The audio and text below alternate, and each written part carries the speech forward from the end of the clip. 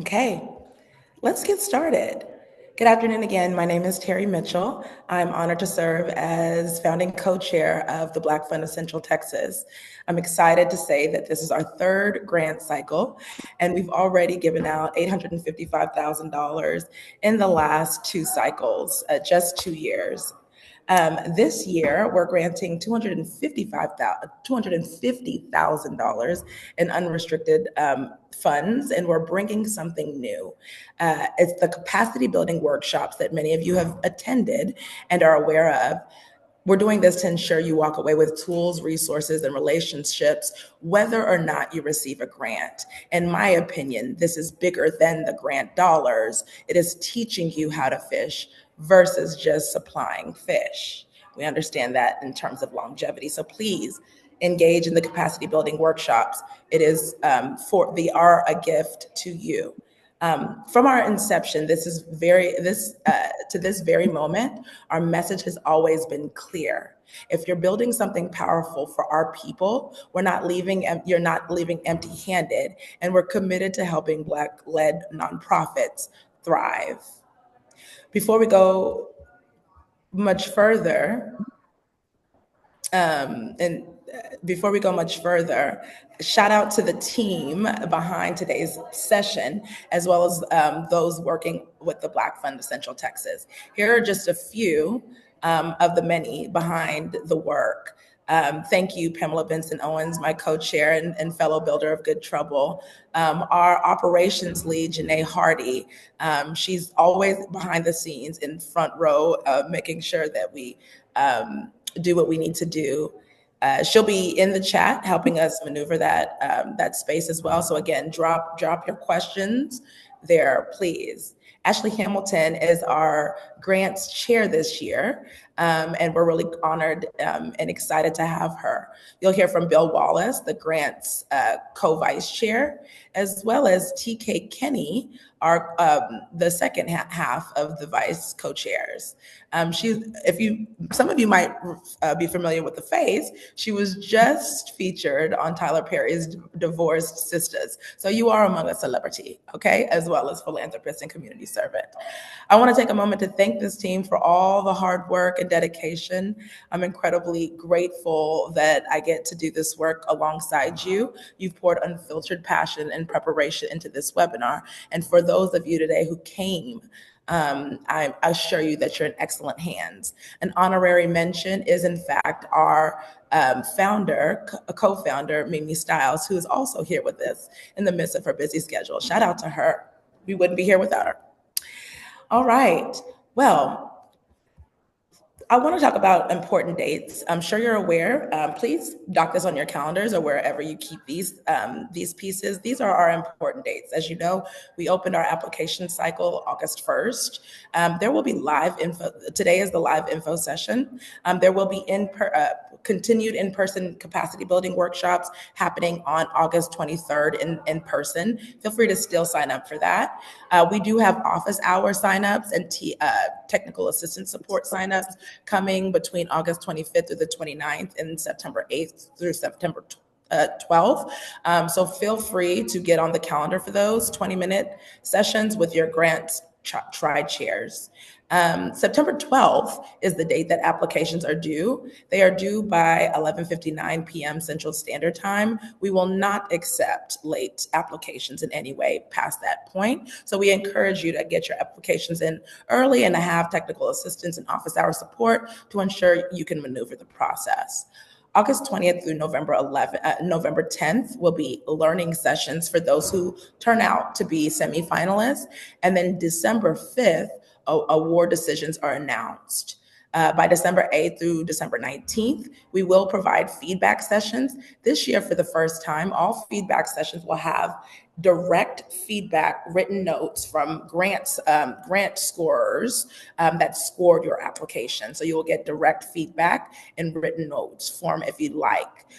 January 2026 is when reporting orientation and the accelerator launch starts for our awardees. And February 2026, there will be a celebration of which all applicants, as well as past grantees and current, will come along to celebrate.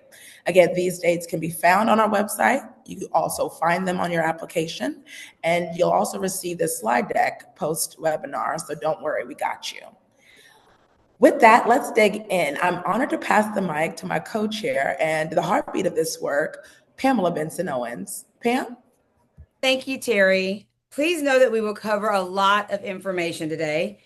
Here is our roadmap, and by the time we conclude this webinar, you will have a working understanding of our origin story, all aspects of the grant opportunity, including eligibility, how to complete the application, and how it will be evaluated. We will review frequently asked questions and offer up tips on how to strengthen your application. And finally, we will hold space for your questions, and we encourage you to ask them. This is the perfect opportunity to get your questions answered, so please don't leave this webinar today wondering. We want you to be informed and equipped to apply. So these are the pieces we'll cover: the overview of the Black Fund of Central Texas, our origin, our mission, the grant opportunity, frequently asked questions, and again, a live Q&A with our team. As we cover the information today, don't hesitate to drop your questions at any time using the Q&A feature. Today's webinar is being recorded, and we will share it on our website. Now, the work didn't begin in a vacuum for the Black Fund of Central Texas. It was sparked by legacy, truth, and urgency. Our founders, Dr. Colette Pierce Burnett, Kendra Garrett, and Mimi Stiles, who has joined us today, launched the Black Fund of Central Texas with three bold truths: that systemic racism is still shaping our outcomes for Black Central Texans, that Black leaders are solving complex problems every single day, and yet Black-led nonprofits remain grossly underfunded. That's why we exist. In partnership with the Austin Community Foundation and strongly supported by St. David's Foundation, we created a fund for us, by us, grounded in data, guided by the community voice, and it is my pleasure to introduce one of our fiercest hometown heroes and community transformational leaders, our grants vice chair, Bill Wallace. Thank you, Pam. Make me sound a little important again. I'm Bill Wallace, very happy to be a part of something that's near and dear to my heart, the Black Fund of Central Texas. Our journey has been powerful, but we're just getting started. The Black Fund of Central Texas currently funds five issue areas: education, health and wellness, power building and advocacy, wealth building, arts, culture, and preservation. But these aren't just categories. These are calls to actions and are integral parts of creating a quality of life for the Black community, Black Austin in particular, which I'm born and raised in. Now, let's get to the part that everybody's wondering about, and that's the money, the very exciting part. This year, we'll be distributing $250,000 in unrestricted funding in the following categories and breakdowns. We'll distribute five finalist grants at $20,000 apiece. That's $20,000 apiece. Five semifinalist grants at $15,000 apiece. Five runner-up grants at $10,000 apiece. And finally, five accelerator grants at $5,000 apiece, plus the post-capacity building program for a total of $250,000. Let me talk about the last category for a moment, the accelerator program, formerly known as the Committee Choice Award. This is a standout addition to our grants program this year. We're committed to not just distributing unrestricted dollars, but also to equipping Black-led nonprofits to build capacity, sustain, and remain. Please know that even if you don't receive any of the grants during this cycle, the program equips you to lead stronger, to fund smarter, and to grow sustainably. When I talk a little bit about eligibility requirements for the grant, so you'll need to, know the following, or well, you'll need to have these things. Black identified leader, so you need a Black ED, Black CEO, or Black lead. 50% or more of your board and staff should identify as Black. Be tax exempt or fiscally sponsored, and operate in Central Texas 6-county region. And as a firm reminder, we do not fund endowments, lobbying, individuals, fundraising events, faith-based orgs, unless the work that is being done is secular and inclusive. Let me add some additional clarity to make sure that y'all are clear about what we do and what we do not fund. Say it with me, folks. Advocacy, yes. Lobbying, no. Faith-based orgs, yes. But with an asterisk, it has to be inclusive and it has to be secular. Past grantees are eligible again next year. So if you received an award in our last cycle, you'll be eligible again next year. With that said, I'd like to introduce my grants co-vice chair and celebrity, TK Kenny. Thanks so much, Bill. You had such good information in there, so I hope that everyone is ready and rocking and rolling and you know that you're qualified. But let's do a deeper dive into that.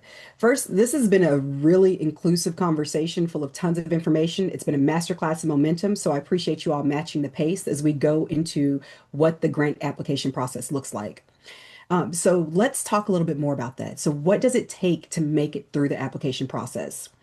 The first thing I want you to do is take note of these important dates as well as access to information because we want you to be prepared. So applications are due on September 12th at 5 p.m. Central Time. So if you're traveling, make sure that you are locked into all things Austin and get that application in. Then, while the Black Fund of Central Texas is a separate entity, the tool being used to submit your application is a portal housed at the Austin Community Foundation, and you're going to use their whole grants portal to submit your grant. So do not be alarmed. You'll look for the ACF grants portal. And if you don't have an account, that's not a problem. Create one. It only takes a few minutes. And please note that if you have applied to any other funds, the Women's Fund, the Hispanic Impact Fund, it is absolutely okay to still apply with the Black Fund because the Austin Community Fund does that. They support the Austin community. So let's talk a little bit about what the application itself looks like and what you'll need to navigate the process. What I want for you all to do and what we would encourage is for you to come together as prepared as possible when you sit down, have what you need. And so that's what we're going to talk about now. You'll first want to make sure that you have an eligibility confirmation, and then be sure that you're able to provide requested demographics. You'll also need to submit a project budget. There's a template that's provided, so you don't have to come up with that on your own if you have not thought about that. And then you'll also want to submit a program photo. Make sure that you click the right box for fund selection, which is the Black Fund of Central Texas. And then provide a narrative response. It is optional, but we'd love to get as much information about you and what you're doing as possible. If you want to provide an optional video, we love videos. It spices things up and it takes some of that pressure off of you because you can show us as your best self. All that we ask if you do a video is that you keep it to 3 minutes or less and that you don't spend production dollars on getting this video done. Don't go out there trying to make it amazing. There are tools. Use CapCut, use Instagram, use whatever software you like, but don't go get someone to make your video look stellar. We want you to save your budget and your creativity for the project that you're applying for. Don't do it for us. We just want to see you if you have the bandwidth to make that possible. So now let's talk about how we score the grants because I'm sure you're curious. The grants team will complete your eligibility check and then we'll base all of your scoring on a rubric. Our grant reviewers, there will be approximately 40 of them. They're all Black identifying and they're going to be trained in implicit bias. So this means that we're going to make sure that we are doing the best that we can to get your applications looked at, reviewed without any additional insight, just looking at you. And then there's no reviewing done by organizations with personal connections or conflicts of interest. So please know that we're not going to have someone do your application or review your application that may have some other conflict or maybe a part of your organization. We're keeping this top of the line for you so we can get you all in the process and give you good feedback afterwards as well. So what do we score as we're breaking down this rubric? The rubric is your guide to making sure that you understand scoring. Bill's going to talk a little bit about that a little bit later, and I'll give you some insight as well. But if you take a look at the screen, you should see your rubric up there now, and it's also available as a link in the chat, so that way you can follow through and make sure you're staying on track as you're doing your application. Keep this in mind, make sure your answers align with the rubric. The first section is the equity lens and representation for a total of 25 points. The criteria for this category and score focuses on having a Black executive leadership. your founder, CEO, project lead being a native Austinite, a percentage of Black identified board members, Black identifying staff and team, and Black identifying clients. The next section that focuses on your rubric is going to focus on your organizational story and mission for 10 points. The criteria here focuses on having clear, compelling origin story that connects to the Black community and a mission that is well defined and aligns with the Black Fund of Central Texas strategies. After that, we'll dive into, for 35 points, your proposed work and community impact. The criteria here is focused 100% on your project description and need. This is the opportunity to clearly explain services and how your work addresses a community identified need. Then we'll take 10 points looking at your program design. The important part here is that we want to know that you have a good layout here. So how are you focusing and showing community-informed planning and services that are accessible and culturally responsive? Then we'll dive into strategic alignment and impact for 10 points. This category focuses on strong alignment with one of the 5 strategy areas and the specific impact on Central Texans. Then 5 points for goals and evaluation. This category focuses on your measurable goals and a plan for tracking progress informed by community voice. The rubric does have a community presence and partnership section as well at 15 points. This focus is centered around the history and Black community, specifically demonstrating existing trust, understanding of needs, and accessibility within Black Central Texas communities, and that you're actively building meaningful partnerships that strengthen proposed work. And then last but not least, the final section of the rubric focuses on budget clarity and use of funds. The focus on this section is self-explanatory and speaks to your budget, clearly supporting the programming and that your funds are going directly to mission-aligned work. So I hope you all are feeling good about that and that you're getting excited about this process and thinking about how you're going to do your application. So let's take a look at the next stage of the process and what happens. Once we get through this step, we are going to go and take a look at who will be our semifinalists. So if you emerge as a semifinalist, what happens from there is that you attend a Zoom learning session in October, and then final decisions will be made no later than December 5th to select our grant awardees. So we broke a nice mental sweat here, but I want to call that a strategic glow up. You have some information here. Don't forget, if you have questions, to drop them in the chat. So when we get to that section of the program, we can answer those questions if time allows. But lots of information there. You will get this information, so do not feel overwhelmed. But from here, I'd like to take this and transition back to Bill so he can give you some tips and tools on how to make your application shine. So Bill, take it away. Thanks a lot, TK. So tips for a strong application. Use the scoring rubric as a checklist. I cannot reiterate enough how important the scoring rubric is to your success in writing good grants, because that's what you're going to be scored off of. Many times we do a lot of good work and we want to talk about all the good work we did, but did not answer the question that was asked. So use the scoring rubric as a checklist. Avoid internal jargon. These are individual scorers from different diverse backgrounds. They may not understand the internal jargon of your organization and the work that you do. So do not use internal jargon.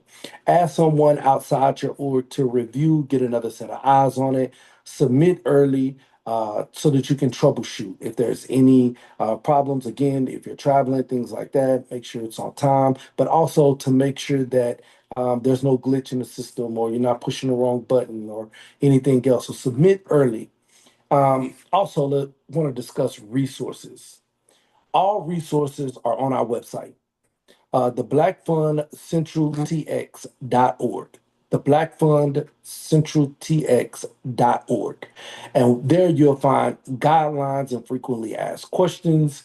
Again, you can find that very important document called the scoring rubric, webinar recordings. You can come back and listen to all the wonderful information that TK has shared with you so far. Also, RSV links for office hours.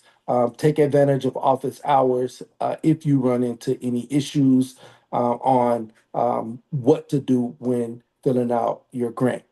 And also RSVP to kickbacks. What is a black fund without black folks doing a kickback? So all of that'll be there.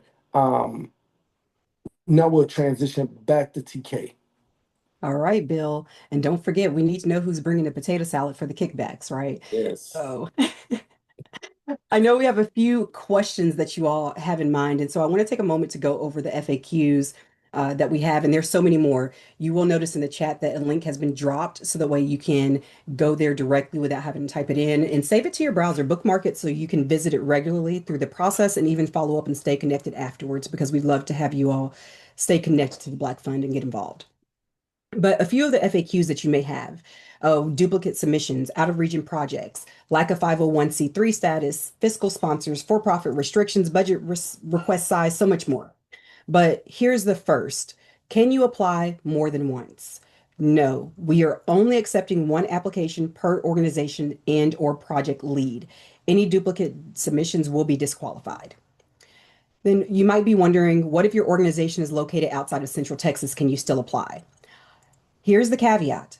If your proposed project directly serves and benefits Central Texas, which includes Travis, Bastrop, Burnett, Caldwell, Hayes, and Williamson counties, yes. But if it does not impact Central Texas and you are not located in Central Texas, then unfortunately, you're not able to apply. Then what if I don't have a 501(c)(3) or nonprofit status? Can you still apply? Yes, you can. You can apply using a fiscal sponsor. If you need help identifying a sponsor, you can send us an email to connect at the Black Fund, centraltx.org, and we will help you navigate that process. But you may be asking from that, what is a fiscal sponsor and why do I need one? First, a fiscal sponsor is a 501(c)(3) organization that allows organizations or unincorporated groups to apply for and receive grant funding under its tax exempt status. If your organization doesn't have its own 501(c)(3), a fiscal sponsor ensures legal and financial oversight for your grant. This is how you can get in there, and we'd love to have you. So, can for nonprofit or for profit companies apply for funding? No, if you're a for profit company, you're not eligible to apply directly at this time. However, if your proposed project is charitable in nature and the for profit entity partners with an approved fiscal sponsor, then the application may be considered. So, that's how you can get in there for that. Remember, charitable and for the community. Now, what size grant should I apply for? Generally speaking, your request shouldn't exceed 30% of your annual operating budget, and it should also reflect the scope and cost of your proposed project. However, this is only a suggestion and it's not a requirement. It doesn't have to be that way. So let's say that you apply and your budget it's 40%, 50%. Please do it. A suggestion, and we 100% are assessing your fit based on your organization's financial capacity and your project plan. Now, you may be wondering what happens if you're not selected.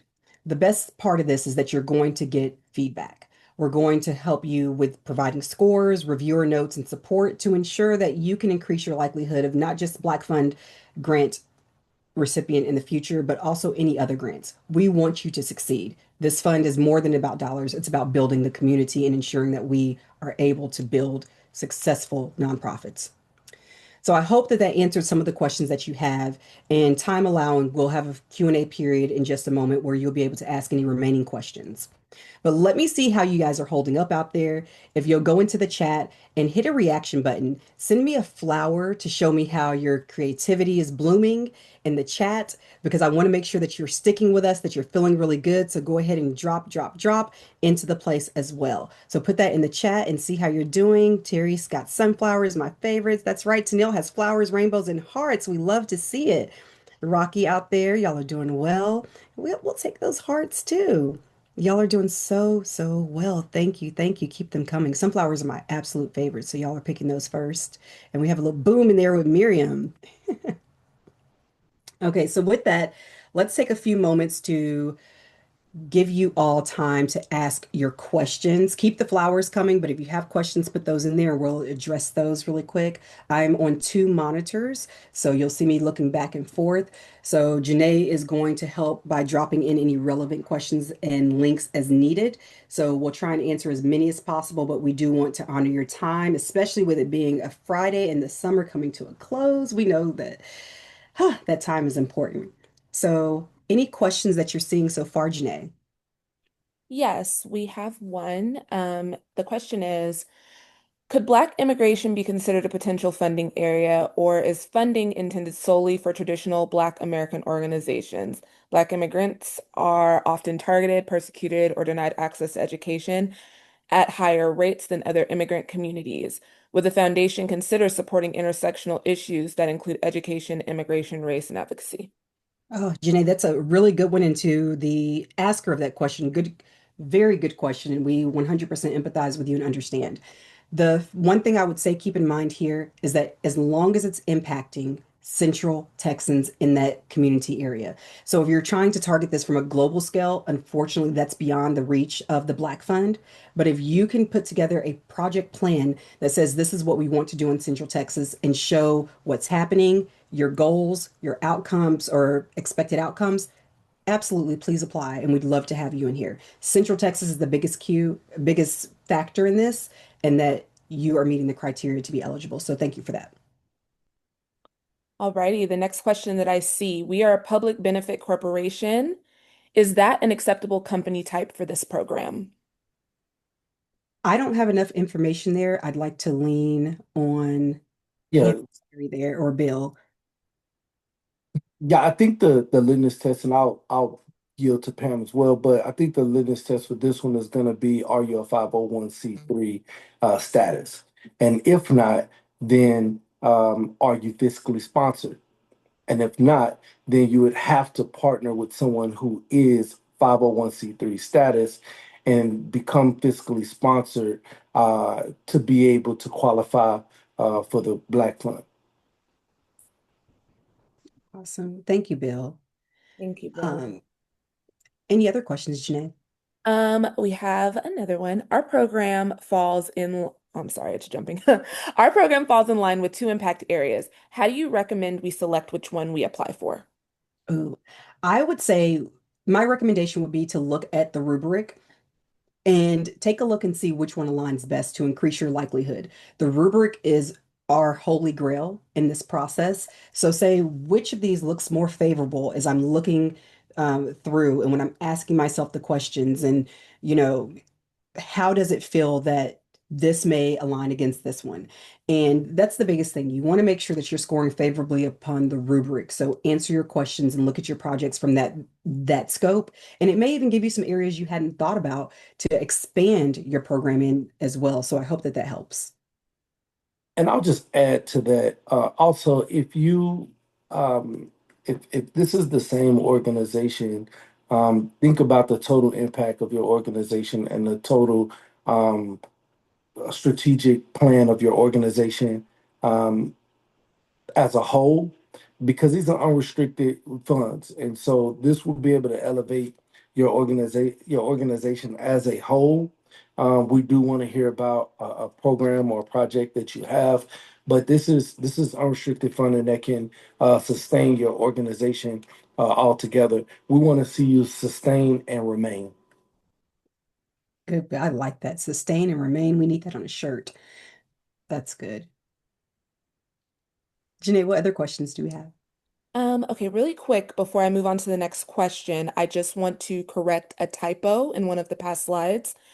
Your application is due on September 12th at 11:59 p.m., not 5 p.m. Again, 11:59 p.m., not 5 on September 12th. Okay, for the next question, it's going to be if the lead applicant meets eligibility, hold on, I'm sorry. If the lead applicant meets eligibility, would a project that would involve capital involvement be valid? It would align with two of the strategy issue areas. I don't think I quite understand the second half of that question about the capital improvement be valid. However, if the lead applicant meets eligibility, it's not just about the lead applicant, it's the whole project. So it's going to look at how your makeup of your organization, who you serve and how you serve. But if you can clarify a little bit more for me, in the chat, that would be greatly helpful. And then I did get a clarity question, just for clarity. There are different rubrics for each different impact area? That's the question. And so oh, go ahead. No, I was just going to say basically, yeah, she's just asking, are there different rubrics for each impact area, or is it all the same? And so, yes, it's the same rubric, but we have a description of each impact area so that we're going to compare it to those. So the rubric is the same. You don't have to have a rubric for this, a rubric for that, but we are understanding what you're applying for, what you're looking into, and then we're going to match your application based on what the rubric is requesting. Next question. How can we learn more about the organizations and project the Black Fund of Central Texas funded in the past? Oh, on the website. So Yeah. please take a look and go to the website and see the incredible work that's been done for the community in the past, the organizations that have been awarded their grants, and feel free to contact them, talk with them, and explore and see what they've been able to do based on their funding. It is public information, and you can also look at the Austin Community Foundation and see what they have out there as well, because the work is happening and it is 100% public for you to see. Next question. If our organization does not have a 501(c)(3) status, but our fiscal sponsor has received grant funds last year, can we still apply? Your fiscal sponsor has received grant funds last year. Mm. I feel like that's a nuance there, Bill. That's a, what I say you, want to say Terry?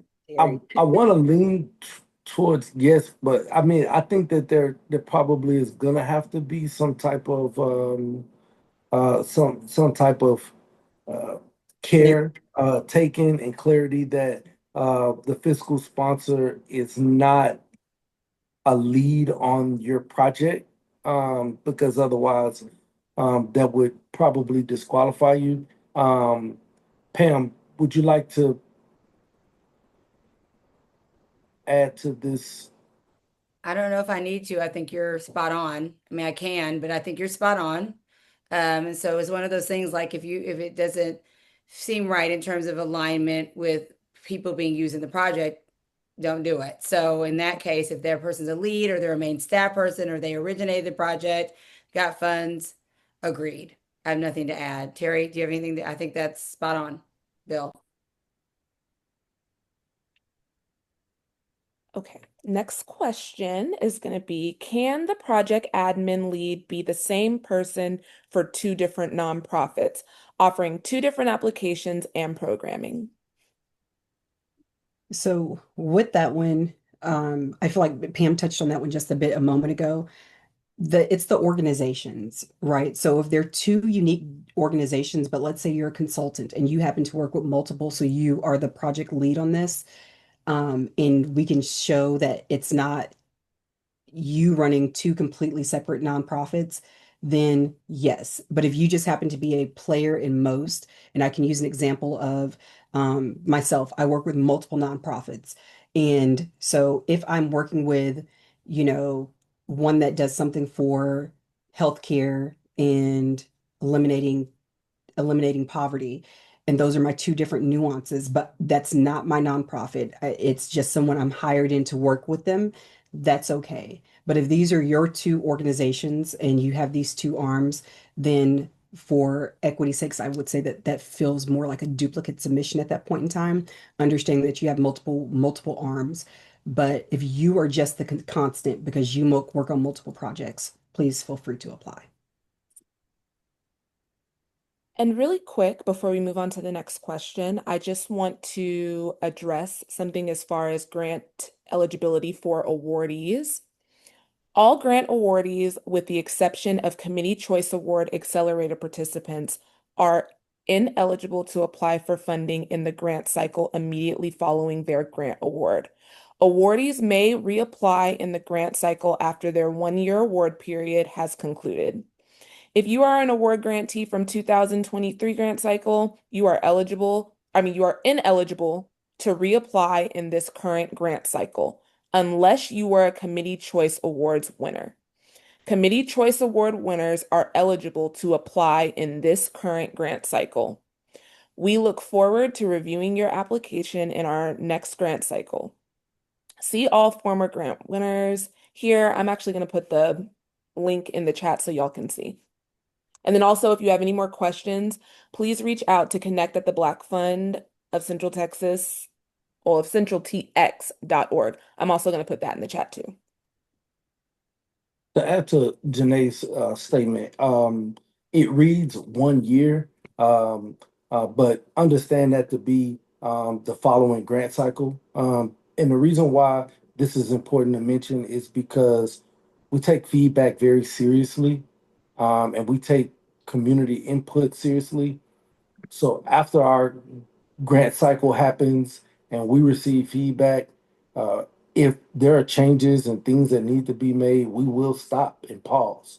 So it may be 18 months before the next grant cycle, and that also would make you ineligible because it's the next grant itself. But we'll take that time to listen, um, internalize, and see if we can improve this process for everyone involved. And I think I have a couple of more questions. Actually, I think it's clarifying to that last one. The lead applicant and target population to be served would align with the Black Fund. And then I guess she's saying her project would be capital improvement and programming to preserve an important historical structure within the East Austin community. So you're looking for the funding for that project. Yes, that would fall under Black Fund parameters, and we encourage you to apply. Yes. Also, I'm putting that link and our email in the chat right now, just so y'all can look for yourself.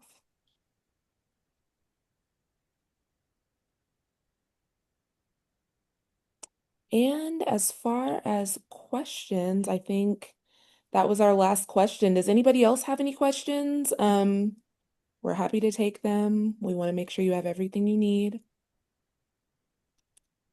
Well, if that's it on questions, thank you so much. We're nearing the close of our time together. A few final reminders: application deadline, September 12th. Application deadline, September 12th. Sign up for office hours, sign up for the kickback. We want to meet in person.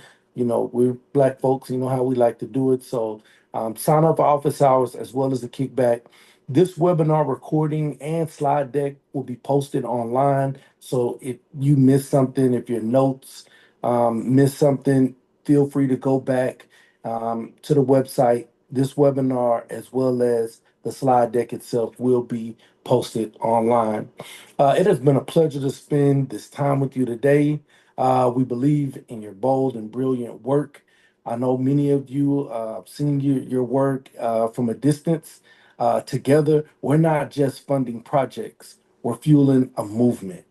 Um, Thank you. Thank you for being here. Thank you for staying rooted, staying visionary, and staying bold. Yay! Have a good day, beautiful people. Have a wonderful weekend.